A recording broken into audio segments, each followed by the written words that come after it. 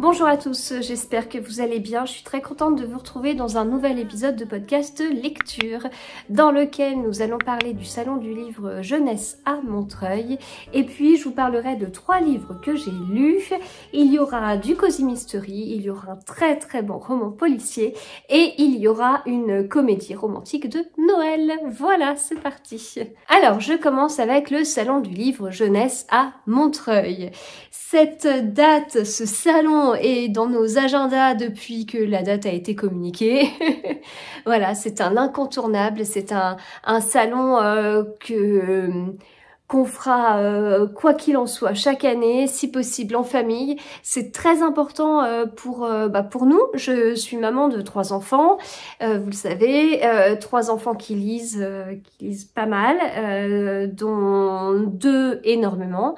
Ma fille aînée qui est en 6e, elle lit plus de 200 livres par an. Ma dernière qui a découvert la lecture il n'y a pas très longtemps, je vous en avais parlé, elle est toujours dans sa boulimie de lecture. Mon fils, c'est par période, il suffit de trouver le bon livre, mais j'ai trouvé des bons livres à Montreuil et il est parti à nouveau dans des séries de livres qui l'intéressent. Donc ce salon vraiment très important pour eux. Alors très important pour moi parce qu'en tant que maman, c'est génial de pouvoir les voir, découvrir autant de livres et en fait. Je fais tellement de salons dans l'année, vous le savez, je vous en parle, des salons qui sont à côté de la maison, d'autres qui sont plus loin.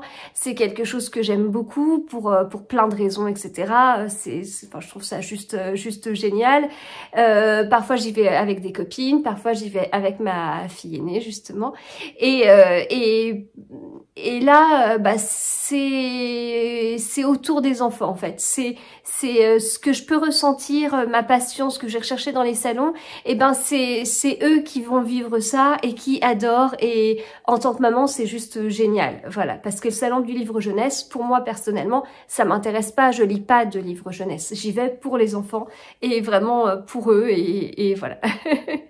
Alors, le souci dans tout ça, c'est que même si j'y vais pour eux, même si c'est un moment important pour la famille, malheureusement, on n'a pas pu prévoir tous les petits virus, microbes, etc. Et ma dernière était bien malade à ce moment-là, et puis au final, elle l'a refilé à tout le monde. Donc là, c'est moi qui finis cette période. J'espère clôturer pour un petit moment cette saleté de période de pas bien, de rhume, de Covid, de tout ce qu'on veut. Donc voilà, du coup ce qui explique que je suis peut-être pas très en forme, que ça se voit et je m'en excuse en tout cas, mais du coup on n'a pas pu faire ce salon à 5 et c'était bien dommage parce que j'avais très envie de partager ça avec tous mes enfants. J'ai partagé ça avec ma fille aînée, c'est elle de toute façon sur les 3 qui est la plus intéressée par ça, mais bon, il y avait quand même une petite pointe de dommage que on n'ait pas pu y aller à 5. C'est la 3e fois qu'on allait à ce salon. La première fois, c'était avant Covid. Alors, on y avait été un mercredi. Je ne travaillais pas les mercredis à l'époque. Et donc, on était partis à 4 parce que mon mari travaillait. Donc, j'étais accompagnée de mes 3 enfants qui, à l'époque, étaient en petite section CP et CE2. On avait visé le mercredi matin parce que le mercredi après-midi, il y avait les activités sportives et tout. Et c'était un chouette moment, même si on avait fait le salon plutôt rapidement. Et puis, on n'avait pas vu d'auteur en dédicace un mercredi matin, fallait pas rêver non plus. Voilà. Bon, le seul truc négatif, c'est que la route, ça avait été horrible. Moi, j'habite dans les Yvelines, c'est de l'autre côté de Paris, hein, et c'était un jour où les agriculteurs avaient bloqué les routes et en particulier le périph'. Donc, il y avait des tronçons de périph' qui étaient coupés et enfin bon, c'était une sorte comme de course contre la montre entre ce qu'on me disait à la radio, les infos que j'avais sur mon téléphone, le truc, le machin. Je me rappelle m'être engagée sur un tronçon de périph' étant convaincue qu'il était libéré, alors que pas du tout, et on avait attendu, on était bloqués pendant des heures. Enfin, quand je dis pendant des heures, en fait, au lieu de mettre 1 heure de trajet retour, on a peut-être mis 3 heures et on a mangé super tard, alors j'avais des enfants pas très grands. Bref, voilà, donc bien la première édition, on avait été, mais ça aurait pu être un peu mieux par rapport au trajet. La deuxième fois, eh bien, c'était l'année dernière. Donc là, nous étions tous les 5. On avait visé le samedi, hein, bien plus intéressant quand même pour les enfants que les autres jours par rapport aux dédicaces. Et puis, bah voilà, j'y vais pour eux. Donc, bah, on choisit forcément un jour où il n'y a pas école, tant qu'à faire. Et là, alors vraiment pas mal. C'était bien qu'on soit 5, enfin qu'on soit 2 avec mon mari, justement par rapport au fil d'attente. On a eu pas mal d'attentes pour certains auteurs. Les enfants étaient ravis. Bon, pour mon fils, ça avait été un peu long, même si il trouvait que c'était un peu long, mais c'est pour lui qu'on a fait le plus d'attentes, notamment pour Monsieur Tan, pour sa dédicace de Mortel Adèle, qui a été pour lui un moment très très important. Mais voilà, on avait vu Manon Fargeton pour ma fille aînée, on avait vu pas mal d'auteurs. Et puis pour ma dernière, c'était un peu délicat comme elle était en grande section. C'est une année où en plus c'est la dernière, donc on va plus trop vers les albums jeunesse, on va pas trop vers les petits romans pour CP parce qu'elle lisait pas encore aussi bien que maintenant. Donc voilà, on était un petit peu entre deux, mais c'était un moment très chouette. Il y avait déjà pas mal de monde, mais voilà. Et puis bah, cette année, du coup, nous n'étions plus que 2 avec ma grande, donc missionnée par ma dernière et mon fils pour leur trouver des trucs, pendant que ma dernière était pas bien du tout. Elle est restée à la maison. Et puis mon fils qui avait pas trop envie d'attendre, et puis en plus il y avait même pas Monsieur Tan cette année, donc il est pas venu avec nous. De la même façon que l'année dernière, on visait de toute façon le samedi, toujours pour les mêmes raisons. C'est un salon du livre jeunesse, donc j'y vais avec mes enfants, donc un jour où il n'y a pas école. Et maintenant je travaille les mercredis, et puis en plus de ça, le moment le plus intéressant pour eux, bah, au niveau des auteurs et tout, c'est clairement le samedi. Ma grande est totalement fan de Sophie Rigal-Goulart, qui est l'autrice des 4 sœurs notamment. Elle a écrit plein d'autres livres aussi, et elle est fan aussi de Manon Fargeton. Et les 2 étaient en dédicace le samedi, l'une le samedi matin et l'autre le samedi après-midi. Enfin, je dis ça sur le stand de Rajo, mais en fait, Manon Fargeton était aussi en dédicace, mais chez Bayard le samedi après-midi. Voilà. Donc il y avait du monde si vous voulez, mais de toute façon, nous on y a été dès l'ouverture, voire même un peu avant. J'avais une accréditation presse, donc on a pu entrer avant l'ouverture, on a pu laisser nos manteaux vestiaires, voilà. Donc il y avait vraiment pas grand monde. Et puis ensuite il y a eu de plus en plus de monde, mais ça voilà, c'est comme ça si vous voulez. Il y en a eu, je pense qu'en plus on est parti on est peut-être parti vers 3 heures. Je pense que c'était pas le moment où le pire non plus. Et puis bah voilà, enfin je fais ça pour ma fille en fait. Donc oui, il y avait du monde, mais voilà, forcément on y allait un samedi. Puis en même temps, comme je vous dis, bah c'est un salon du livre jeunesse, je suis maman, donc j'y vais avec mes enfants, c'est logique. Et puis bah voilà, ça nous a pas empêché en tout cas de bien vivre notre salon. Et donc moi, comme je vous dis, j'étais accréditée presse. Sinon, l'entrée est payante pour les adultes. Alors, si je me trompe pas, elle est de 5 €. Et en tout cas, c'est ce qu'on avait fait l'année dernière, et j'ai vu sur le site que c'était aussi le cas cette année. Si ça vous intéresse, vous pouvez aller retirer avec votre billet d'entrée un chèque lire de 4 €. Voilà, ce qui fait que l'entrée vous revient à 1 € parce que le chèque lire, vous allez certainement l'utiliser dans le salon. Donc, je n'ai absolument aucun regret d'y avoir été, et pourtant c'était vraiment un week-end particulier. C'était compliqué par rapport à tous les microbes. Ce fameux samedi, il y avait aussi la Christmas Party Charleston. Donc j'ai eu beaucoup de messages me disant mais tu viens pas, bah comment ça se fait? Mais voilà, quand je vous dis je suis maman, je me serais pas vue dire à ma grande écoute, on va pas à ton salon, on va pas voir les auteurs que tu veux parce que je vais à la Christmas Party Charleston. Je pense que là ce serait pas passé. Je pars pas mal de week-ends dans l'année pour faire des salons et tout. Là je pense qu'elle m'aurait dit non mais attends, tu rigoles. Et elle aurait pas eu tort. Et puis bah très compliqué de faire les deux. Enfin vraiment j'ai pensé à 50 000 scénarios en me disant bah alors je laisse ma voiture à Montreuil. on prend le métro pour aller à la Christmas party, ou alors on y va en voiture, ouais, un samedi, la Christmas party était juste à côté du boulevard Haussmann. Voilà, donc oh, ça aurait été sympa, hein, on aurait pu faire les vitrines et tout, un samedi après-midi de décembre, voilà. Bon, je connais pas trop mal le coin parce que c'était le lieu en fait était à un pas de là d'un endroit où j'ai travaillé il y a quelques années. Donc voilà, mais c'était compliqué et puis au final le choix a vite été fait quand ma grande elle-même commençait à pas être très enfant. Voilà, donc désolée aux personnes qui m'ont dit qu'elles auraient été contentes qu'on puisse se voir à la Christmas party, etc. Voilà, le week-end de Montreuil, non quoi. c'est compliqué, puis voilà, c'était, je vous dis, on était bien pris et bien préoccupés par tous les petits soucis de santé, préoccupés par ça et puis par le fait que ça gâche quand même pas totalement ce moment très important, notamment pour ma grande. Alors au niveau du salon, bah écoutez, c'était vraiment pas mal du tout. C'est un salon un petit peu particulier parce que l'intérêt du salon, c'est pas uniquement les dédicaces. Donc oui, il y a cet intérêt-là, c'est aussi pour ça qu'on y va le samedi. C'est super chouette de voir les auteurs, enfin ma grande elle est ravie.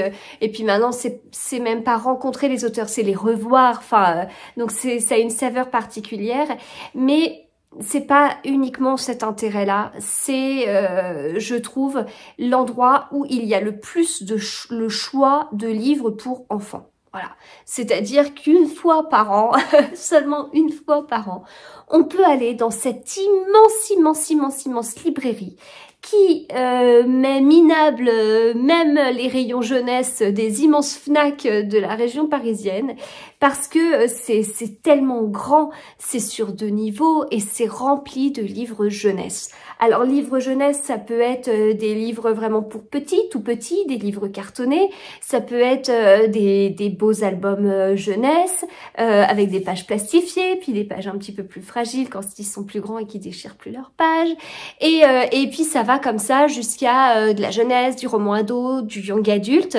et du coup bah le samedi on croise à la fois des parents avec des tout petits, voire même certains qui ont des poussettes, et on croise aussi des groupes de jeunes filles qui se retrouvent là pour faire leur salon ensemble, et je trouve ça génial. Et moi j'ai un petit peu ce côté presque, je vais pas dire que c'est de la jalousie, mais presque une pointe de regret de pas lire cette catégorie de livres, de pas être attirée par le young adulte, parce que j'avais presque l'impression de passer à côté de quelque chose quand je voyais cet engouement pour certains auteurs. J'avais presque envie d'aller voir et de me dire mais c'est qui, pourquoi vous aimez, mais donnez-moi envie moi aussi de faire partie de ce truc et de comprendre cet engouement. C'est très communicatif en fait, et voilà, enfin c'est génial, c'est un endroit, donc certes il y a du monde, il y a trop de monde.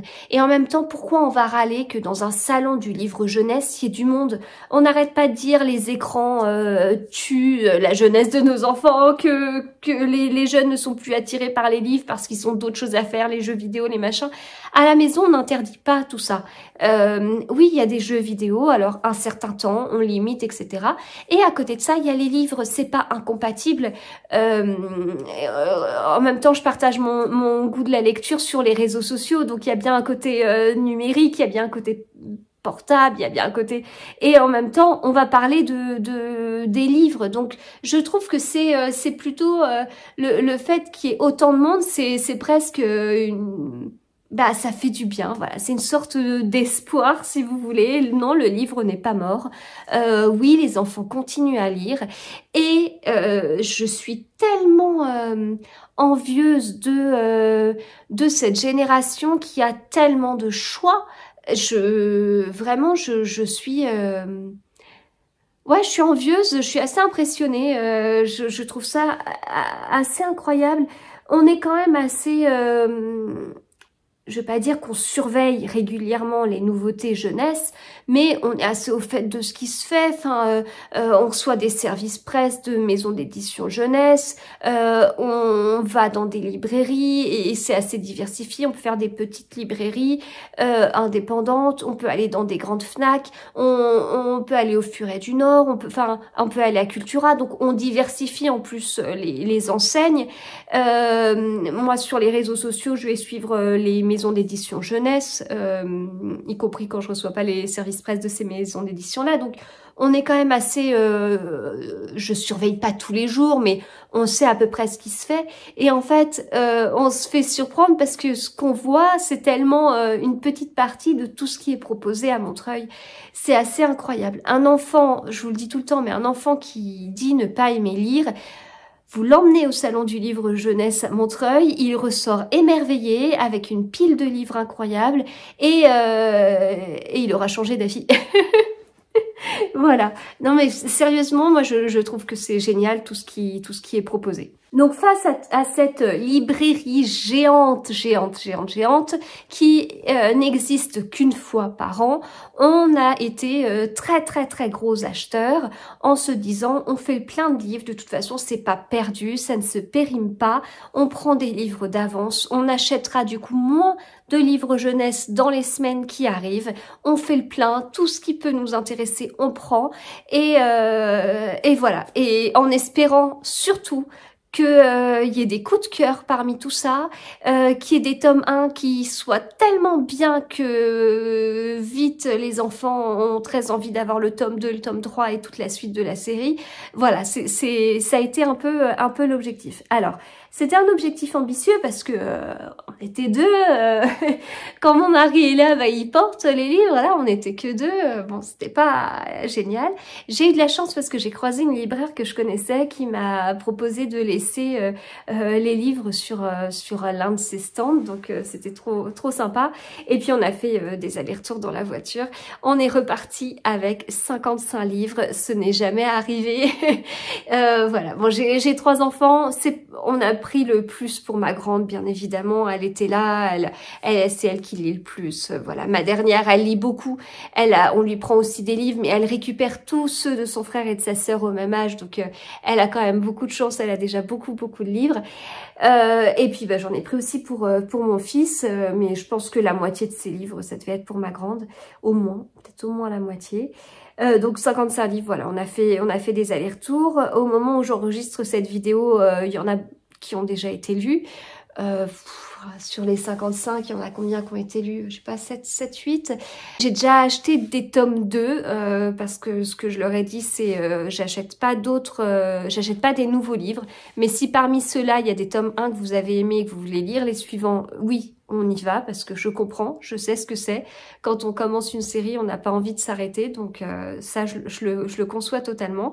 Et il y a eu des chouettes découvertes et je suis assez contente pour l'instant. Voilà, ma grande, elle a visé différents styles de livres. Bon, je vous mets des petits, je vous les présente pas tous. Ils sont tous rangés dans les chambres, mais je vous mets juste des petites photos de ce qu'on a pris. Donc ma grande, elle a pris plusieurs styles en fait. Elle a des lectures de journée qui peuvent faire peur et elle a des lectures du soir qui ne font pas peur. Donc on a misé sur les lectures du soir avec des livres qui vont parler de copines, etc., etc. Elle débute dans les romans policiers avec la série dont je vous avais parlé, Heure Noire chez Rajo. Et donc, cette série lui plaît beaucoup. Donc, on a continué, on en a pris d'autres, notamment un de Manon Fargeton, qui est une autrice qu'elle aime beaucoup. Et puis, on a trouvé aussi d'autres romans policiers. Et puis, voilà, elle a pris d'autres choses, des livres, une petite résistante pendant la Seconde Guerre mondiale. Elle a pris des livres dans la collection Bayard, sur la véritable histoire toute cette collection-là où on a de l'histoire, des artistes, sciences et compagnie. Donc tout ça, elle aime bien. Voilà, vraiment, écoutez, elle était ravie. À la fin, elle a vraiment fini pas en forme du tout. Elle n'y arrivait plus. On est parti. Je pense qu'on a eu le temps de faire tout le salon. Mais voilà, elle était, ouais, elle était contente. Et puis encore maintenant, quand elle va sortir un des livres achetés à Montreuil, bah voilà, ça lui rappelle ce moment-là. Donc bah pour une maman, j'ai pas de mots. Enfin, c'est incroyable, c'est génial, c'est un moment partagé avec elle. Ça s'est pas passé comme prévu, mais on a quand même pu en profiter et ça lui a pas gâché son moment. Donc voilà, tout ça c'était très très précieux. Et enfin voilà, j'ai rien d'autre à vous dire. Je vais commencer à radoter sinon, mais très chouette moment, très belle découverte. Si vous ne connaissez pas, allez-y. Week-end très très particulier à la maison. Comme je vous dis, on avait pas mal d'inquiétudes niveau santé pour chacun, mais on a quand même pu faire ce salon et voilà, c'était très très sympa et voilà. Ah, ça fait tout bizarre d'en reparler parce que je repense à tous ces moments et c'est physique, hein, faut porter les livres, faut faire chaque stand, c'est immense et tout, mais ah c'est tellement bien pour eux, c'est tellement bien. Enfin, c'est enfin prendre des livres, oui, pour faire des découvertes pour eux, oui, mais c'est surtout voir leur visage, quoi, les voir émerveillés, c'est ça qui est quand même qui est important dans un salon comme ça. Voilà, donc bah écoutez, c'est bon pour le salon du livre jeunesse. Et puis je passe aux livres que j'ai lus. Alors les 3 livres dont je vais vous parler, ce sont ceux-là, avec celui-là il brille, hein. Cozy Mystery, les enquêtes d'Anna Svensson. Roman policier de Max Monod, Je suis le feu. Et puis, comédie romantique de Noël, c'est ce que je vous disais. La fille qui n'aimait pas Noël de Zoé Brisby. Puis on va en parler dans cet ordre-là. Alors, les enquêtes d'Anna Svensson de Johan Fluck chez Cherche Midi. Tome épais, je vous l'avais dit quand je vous l'avais présenté, quand j'avais reçu ce livre, que je trouvais le tome un peu épais. Oui, mais j'avais pas été regarder plus loin. C'est qu'il ne faut pas se limiter qu'à cette couverture, il faut regarder le dos ou la 4e de couverture, puisqu'il n'y a pas qu'un tome. Enfin, dans ce tome, il n'y a pas qu'une histoire, il y en a 2. La première histoire, c'est Meurtre et biscuits au sucre, et c'est suivi de Meurtre et cobbler aux pêches. Je ne sais pas comment ça se prononce d'ailleurs. Donc, on a 2 histoires dans ce livre qui fait 600 pages, ce qui donne globalement des histoires assez courtes. La première histoire, elle se finit à quasiment 250 pages. Puis on a l'histoire suivante qui commence et qui se finit du coup à la page 600. Faut savoir que, donc ça donne ça, première histoire, deuxième histoire.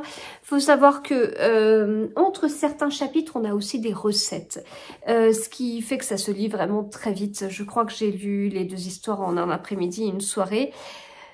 C'est une série de Cozy Mystery que j'aime beaucoup, c'est l'une de mes séries de Cozy Mystery préférées. Je suis désolée, je coupe beaucoup parce que je me mouche. Donc c'est une de mes séries de Cozy Mystery préférées. J'aime beaucoup Anna Svensson, je m'attache vraiment à ce personnage. J'aime beaucoup les personnages qui l'entourent, notamment ses sœurs, même s'il y en a une qu'on voit plus que les autres. Enfin, elle a 2 sœurs, il y en a une qu'on voit plus que l'autre, mais dans la première histoire, on voit bien les 2 sœurs. Et ça, c'était appréciable. Il y a aussi la maman d'Anna Svensson, attachante, je sais pas, un peu irritante, un petit peu agaçante. Et puis, en fait, Anna Svensson, depuis le tome 1, son cœur balance entre 2 personnages masculins. On a Norman, qui est dentiste, qui est très gentil, qui est très serviable, qui répond aux besoins d'Anna Svensson avant même qu'elle se rende compte qu'elle ait ce besoin, voilà, qui est totalement à son service, et qui a une maman également très agaçante, et justement les 2 mamans s'entendent très très bien et rêveraient de voir leurs enfants ensemble, etc. Et puis de l'autre côté, on a Mike. Mike qui travaille avec le beau-frère d'Anna Svensson, le mari de la sœur qu'on voit beaucoup. Il est policier et en fait Anna Svensson, elle a un problème, elle tombe tout le temps sur des cadavres. cadavres, ce qui agace énormément sa mère qui dit « Mais comment tu veux trouver quelqu'un dans ta vie si à chaque fois que tu vas quelque part, tu trouves un cadavre ?» Et voilà, du coup, elle mène son enquête, elle arrive souvent à bien résoudre son enquête, ce qui irrite un petit peu Mike, qui, bah voilà, pour lui, il n'y a pas besoin qu'elle se mette en travers de sa route, en travers de son enquête, puisqu'il peut très bien se débrouiller tout seul, quoique. Mais voilà, ce Mike, il est peut-être un peu plus viril que Norman, il est moins aux petits soins et en même temps, il a un côté romantique aussi. Alors moi, j'étais plus team Mike. Parce qu'il y a vraiment deux écoles. Hein. Si vous n'avez pas encore lu cette série, normalement, vous devriez avoir un préféré assez vite. Et puis après ce tome-là, après ces deux histoires, je préfère Norman, je pense. Mike, il a été un petit peu goujat, dirons-nous. Alors, bon, dans le premier tome, ça se passe plutôt à Noël. Le second, enfin, dans la première histoire de ce tome 6, on est à Noël. La deuxième histoire se passe 2 mois après, donc j'ai bien aimé lire l'une après l'autre. Dans la première histoire, j'étais contente en fait, parce que ça faisait un moment que j'avais pas revu les personnages, donc j'étais contente de les revoir, j'étais contente de me remettre dans le bain, etc., etc. Mais c'est un peu long. Quand même, c'est un peu lent. Là, sur 250 pages, genre, le meurtre, il arrive à la page 175. Je sais plus exactement, mais c'est en tout cas pour vous dire que le meurtre n'arrive pas tout de suite. D'abord, on est vraiment dans cette ambiance de Noël, on retrouve les personnages, le lien entre les personnages, etc., etc. Et puis après, il y a ce meurtre qui arrive, puis après, on résout le meurtre. Mais c'est comme si c'était pas... le sujet principal du livre, alors que si, mais bon. La deuxième histoire est un peu plus classique, le meurtre arrive plus tôt et on est un peu plus centré sur l'enquête. Donc, argument de plus pour vraiment lire les histoires d'affilée, en fait. Voilà, bah écoutez, j'ai vraiment passé un bon moment. Alors, il est sorti chez Seuil Noir, et c'est un tome 2. Max Moneuet, c'est une autrice que j'ai découverte avec Sombre chez Point. Vous le savez, je fais partie du jury du prix Polar, du prix du meilleur Polar Point. Je sais plus le titre exact, mais voilà, il y avait Sombre dans la sélection. Je l'ai lu, ça a été une très très chouette découverte. Je ne m'attendais pas du tout à ça. Je m'attendais pas à avoir un coup de cœur. J'ai adoré les personnages et quand j'ai su qu'il y avait un tome 2, j'avais très envie de le lire. Au moment où cette vidéo sortira, eh bien j'aurai fait un live avec Max Moneuet que vous pourrez retrouver sur mon compte Instagram. Voilà, j'espère que je serai un petit peu plus en forme qu'aujourd'hui pour faire ce live, mais j'ai très hâte. Donc, dans ce tome 2, on retrouve notre Victor Karan. Victor Karan, c'est un psychologue en milieu carcéral. Et c'est hyper puissant et c'est ça qui m'a fait aimer cette série. C'est que vraiment avoir un psychologue en personnage principal, ça apporte tellement. Tellement parce qu'il va voir les choses différemment. Il va chercher le pourquoi du comment, il va se remettre en question et il va chercher pourquoi ça se produit. On n'est pas sur un profiler non plus, mais je trouve que il a une approche très intéressante en fait et qui change. Et moi, je me suis beaucoup attachée à lui. Dans le tome 1, on le découvre. On découvre sa profession, on découvre l'affaire qui le touche. Alors, il va un peu mener son enquête dans le tome 1, mais c'est surtout un meurtre qui le touche personnellement et où en fait... il est considéré comme un suspect. Donc, on a un angle très particulier. Et puis, on va découvrir aussi lui, le personnage, ses blessures, son passé. Wow. Et c'est un sacré truc. Mais rien que sa profession, c'est déjà pas mal. Psychologue en milieu carcéral, c'est pas une prison avec des petits délits. Il rencontre vraiment des personnages qu'on n'aimerait pas croiser tous les jours dans la rue, si vous voulez. L'histoire se passe à La Rochelle ou aux environs. Et voilà, ça c'est assez sympa aussi que ça se passe en France en fait. Dans ce tome 2, on retrouve notre Victor Karan. Il est toujours psychologue en milieu carcéral. On retrouve d'autres personnages qu'on avait appris à connaître dans le tome 1. Alors, il y a notamment toujours sa vie privée, son passé, sa famille, tout ça qui est très compliqué. Eh bien, on va retrouver certains personnages dans ce tome-là. Il y a des personnages avec lesquels il échange dans le cadre de son boulot, qui deviennent assez proches. Bon, je peux pas tout vous dire, mais j'avais oublié un fameux personnage qu'il a connu en prison, qui a commis des actes, mais c'est assez dingue en fait, c'est assez dégoûtant, horrible, inimaginable. On va retrouver l'un de ces personnages-là. En revanche, dans ce tome, ce qui est différent, c'est que il va y avoir des meurtres, mais c'est pas des gens de l'entourage de Victor Karan. Donc il va enquêter, pas parce que il est suspect et qu'il doit se défendre. Notre pauvre Victor, il peut pas être suspect dans chaque livre non plus, sinon il va vraiment le devenir. Ça va plus être un suspect, ça va être un coupable. Donc là, s'il est sollicité, c'est parce que voilà, on a appris à le connaître et puis on aimerait bien avoir un avis psy quand même sur ce qui se passe. Les meurtres sont assez particuliers. On retrouve en fait des femmes égorgées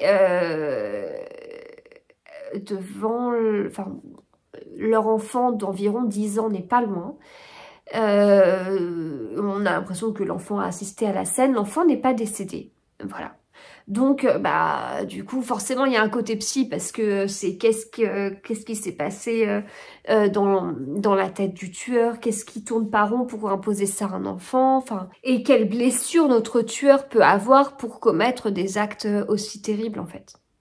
Voilà, donc j'ai beaucoup aimé, j'ai vraiment beaucoup aimé. Bon, j'ai eu un coup de cœur pour le tome 1 et j'ai préféré le tome 1 et la découverte justement de Victor Karan auquel, enfin voilà, coup de cœur auquel je ne m'attendais pas et tout. Mais j'étais très contente de le retrouver dans ce tome-là et à nouveau, j'ai vraiment bien accroché avec l'écriture, avec le rythme, avec la construction. C'est une chouette série et écoutez, j'espère qu'on retrouvera Victor dans d'autres livres, voilà. Donc voilà, c'était Je suis le feu de Max Monod. Et je termine avec La fille qui n'aimait pas Noël de Zoé Brisby chez Michel Lafon. La couverture est très jolie. Zoé Brisby, c'est une autrice que j'aime beaucoup. Je n'ai pas encore lu tous ses livres. Il m'en manque un. Il m'en manque un. Et en fait, à chaque livre que je lis, je me dis, ah non mais en fait c'est mon préféré. Puis je lis le suivant, puis je dis, ah non, mais c'est celui-ci mon préféré. Et puis, voilà, enfin, vraiment, j'adore. Cette année, elle a sorti 2 livres. Elle a sorti Les Égarés et celui-ci, La fille qui n'aimait pas Noël. L'année dernière, il y avait Plus on est de fou, plus on rit, que j'avais beaucoup aimé. Je l'avais trouvé très bon.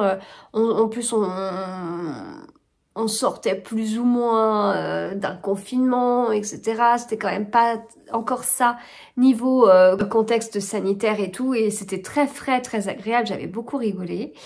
Les Égarés, j'ai bien aimé, vraiment, enfin j'ai passé un super bon moment. Je trouve que le style était différent et ça changeait de ce qu'elle pouvait faire. En fait, ce que j'apprécie avec Zoé, c'est son écriture et son humour. J'adhère à son humour. C'est extra en fait, enfin c'est extra et ce qui donne une très bonne comédie romantique de Noël parce que justement une comédie romantique de Noël avec l'humour de Zoé Brisby, c'est assez logique en fin de compte. Quand j'ai vu qu'elle sortait une comédie romantique de Noël, je me suis dit, bah oui, pourquoi pas, tiens, c'est une autrice que j'aime bien. Et en fait, quand on commence le livre, on se dit, mais c'est tellement logique, tellement naturel que Zoé Brisby écrive des comédies romantiques de Noël, quoi. Pourquoi est-ce qu'on n'a pas eu l'idée plus tôt, en fait? Alors, dans ce livre, on suit plusieurs personnages. Alors, le personnage principal, c'est Ben. C'est un homme. Et ça, c'est assez original et c'est chouette qu'un homme soit personnage principal d'une comédie romantique de Noël. Je trouve que c'est pas commun, c'est pas tout le temps. Il y a un côté... je pense pas que ce soit si évident que ça d'écrire une comédie romantique de Noël, parce que on est beaucoup à avoir des attentes. On a envie quand même d'une chouette histoire d'amour qui certes se voit à 10 000 kilomètres, mais c'est pas grave. Mais on a envie d'être un petit peu surpris. On a envie que l'ambiance de Noël elle soit chouette, que on voit des sapins, qu'on voit des décorations de partout. On a vraiment envie de vivre Noël à 3000%, par ce qu'on va manger, par l'ambiance, par les cadeaux, par la famille, par voilà, il y a plein de codes en fait. Et à force de mettre comme ça tous ces ingrédients, on peut vite arriver à une histoire déjà lue en fait. Hein, puisque on a autant d'exigences dans les comédies romantiques de Noël, à la fin ça peut donner des livres strictement identiques à chaque fois. Et à côté de ça, ce sont des livres qu'on va lire qu'à une certaine période de l'année, sauf si vous aimez Noël énormément et que en plein mois de juin vous avez envie de lire un livre de Noël. Alors ça peut arriver quand on est lectrice Charleston et qu'on lit les livres qui vont sortir à la période de Noël, et bien quand on lit tout ça l'été. Mais voilà, logiquement, ce sont des livres qui vont plutôt se lire vers octobre, novembre, décembre. Donc sur une période très courte, avec toutes les contraintes qu'on y met. Certains, en plus des livres, regardent des séries et une petite comédie de Noël et tout à la télé, donc, où les codes et les exigences sont exactement les mêmes. C'est là où c'est pas évident de se démarquer. Et en même temps, il le faut parce que comme on regarde et qu'on lit tout ça sur une période très courte, on peut vite se rendre compte si les histoires, c'est à chaque fois du copier-coller. Voilà. Donc, il y a un côté, je trouve, enfin, ce que je vous dis, c'est mon avis, hein, mais c'est peut-être pas évident de se démarquer. Et je trouve que Zoé Brisby, elle a totalement réussi en fait. Elle a réussi parce que j'ai pas eu l'impression de lire un livre que j'avais déjà lu. L'humour est vraiment présent, c'est quelque chose que j'aime bien dans les comédies romantiques de Noël, mais là c'est peut-être plus présent que dans d'autres comédies romantiques de Noël. Comme je vous disais, le personnage principal c'est un homme et c'est assez chouette en fait. Et en fait, cet homme-là, Ben, il travaille dans une maison d'édition. Son rêve, ce serait d'être éditeur, mais en fait, son job, c'est d'envoyer des lettres de refus. Voilà. Sauf que, à force d'envoyer ces lettres de refus, bah, des fois, il se prend au jeu. Non, c'est pas ça. C'est que il a envie de contrer un petit peu ça et puis il va lire de lui-même des livres qui sont refusés. Il doit envoyer des lettres de refus à des livres qu'il a quand même envie de découvrir. Et il tombe sur un livre où il se dit mais c'est pas possible que ce livre-là soit refusé. Il faut vraiment que je rencontre l'auteur, il y a quelque chose à faire. Donc il s'organise plus ou moins avec sa chef qui est assez détestable. Et il se retrouve dans un petit village, vraiment avec moins de 1000 habitants. Petit village qui s'appelle Arnac-la-Poste. On a des personnages très rigolos, notamment le maire d'Arnac-la-Poste qui fait 50 jobs dans son village. Un village très dynamique, hein, mais principalement grâce à une personne. Village très attaché à Noël, et donc il va trouver ce fameux auteur dans ce village-là, et l'auteur dit « Ok, vous voulez publier mon livre, ok, mais une condition. » C'est un peu bizarre parce que il aurait pu être flatté, hein. Et en fait, notre Ben va se plier aux exigences un petit peu de cet auteur, et puis on va se retrouver dans des situations parfois loufoques, parfois moins. En tout cas, c'est très gai, c'est très frais, et ça fait du bien. Voilà, ça fait du bien. Et c'est ce que je cherche en lisant les livres de Zoé Brisby. Depuis Plus on est de fou, plus on rit, que j'ai lu à une période où j'avais vraiment besoin de lire cette histoire, où je me suis marrée, j'ai éclaté de rire à certains moments, et ben c'est ce que je vais chercher en fait. Et elle a beau écrire des histoires très différentes, on retrouve son écriture, on retrouve cet humour, et ça fait du bien. C'est pas tout lisse, c'est pas tout gentillet, mais écoutez, moi j'aime, voilà, c'est une autrice que j'aime vraiment beaucoup. Et puis elle a l'habitude, à la fin de ses livres, de proposer au lecteur d'obtenir un chapitre bonus. Donc il suffit de lui écrire pour recevoir ce chapitre bonus. Et rien que ça, c'est extra. Je trouve l'idée trop bien. Donc j'aime bien, une fois que je finis mon livre, j'aime bien lui demander le petit chapitre bonus pour continuer à rester dans cet univers-là. Et donc l'autrice, si tout se passe bien, je ferai un live avec elle le mardi 20 décembre. Donc voilà, si ça vous intéresse, il sera à retrouver en replay sur mon compte Instagram. Voilà, je vais m'arrêter là. J'espère que cet épisode vous a plu. Je suis désolée de ne pas être totalement en forme encore. Je voulais enchaîner avec l'enregistrement d'autres épisodes, mais je crois que non. Je vais pas être capable parce qu'il y a tout qui... J'ai mes yeux qui pleurent, mon nez qui coule et tout. J'espère que de votre côté, vous n'êtes pas malade. Et en tout cas, que ça ne vous empêche pas de vivre normalement, si c'est le cas. Je vous souhaite de très bonnes préparations de fêtes de fin d'année et écoutez, je vous retrouve le plus vite possible, j'espère, pour vous parler d'autres livres que j'ai pu lire. Voilà, à très vite.